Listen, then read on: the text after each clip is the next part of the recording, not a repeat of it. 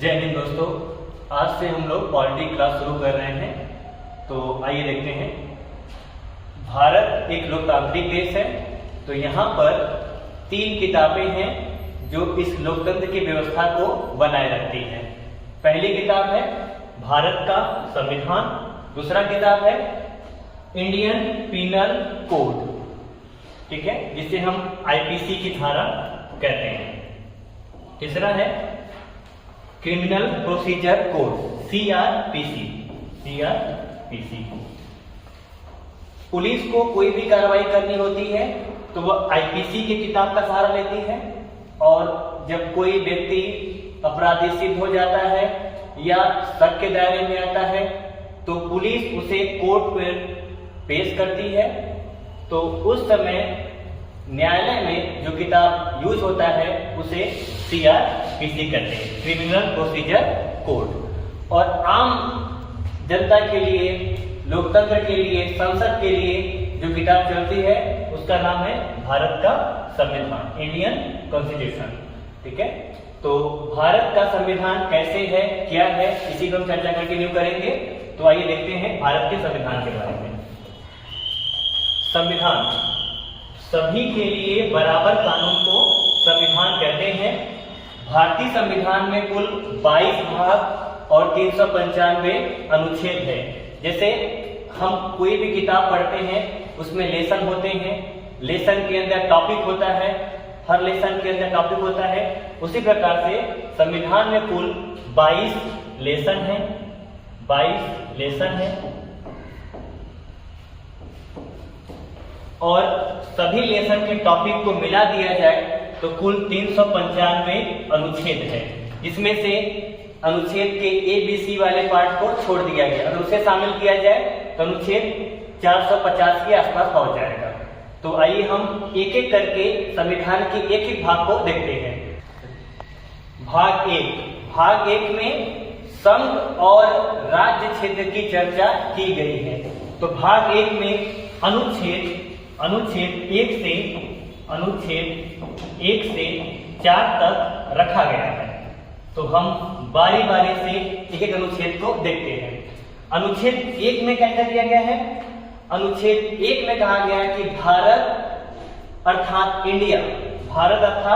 India राज्यों का संघ है, अर्थात इसके राज्य कभी भी इससे टूटकर अलग नहीं हो सकते हैं। संघ क्या 2 अर्थ होता है, एक यूनियन, दूसरा फेडरेशन।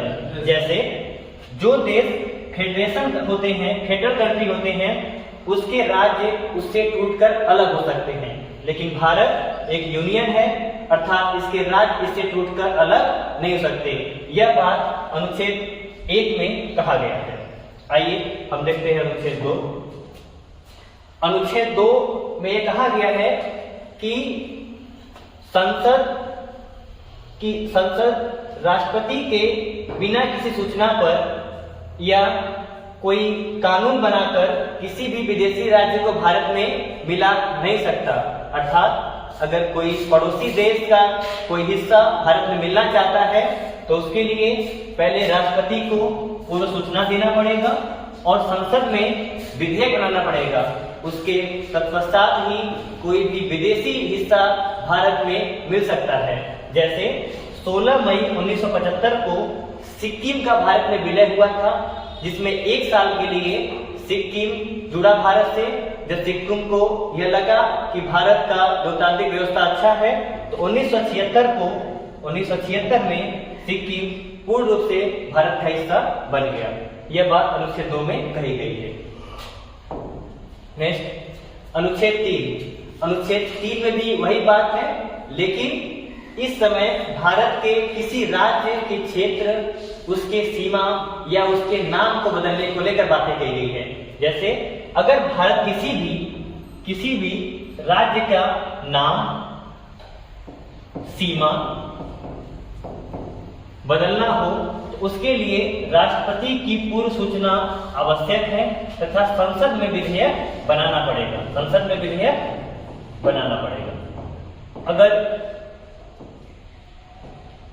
अगर किसी भी राज्य की सीमा को बदलना है या उसका नाम बदलना है उसके लिए राष्ट्रपति की पूर्व सूचना आवश्यक है और संसद में कानून अर्थात विधेयक का बनना आवश्यक है। जैसे बिहार से झारखंड अलग हुआ, उड़ीसा का नाम बदलकर उड़ीसा हो गया, उत्तर प्रदेश से उत्तराखंड अलग हुआ,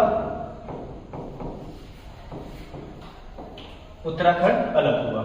नेक्स्ट अनुच्छेद 4।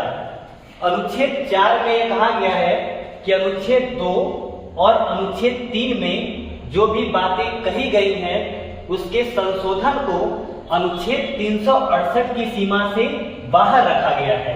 अर्थात अनुच्छेद 2 और अनुच्छेद 3 के संशोधन को राष्ट्रपति भी नहीं रोक सकते हैं, क्योंकि अनुच्छेद 368 में राष्ट्रपति का विशेषाधिकार शक्ति है। अतः अनुच्छेद 4 में यह कहा गया है कि अनुच्छेद 2 और 3 के बदलाव को राष्ट्रपति भी नहीं रोक सकते हैं। धन्यवाद।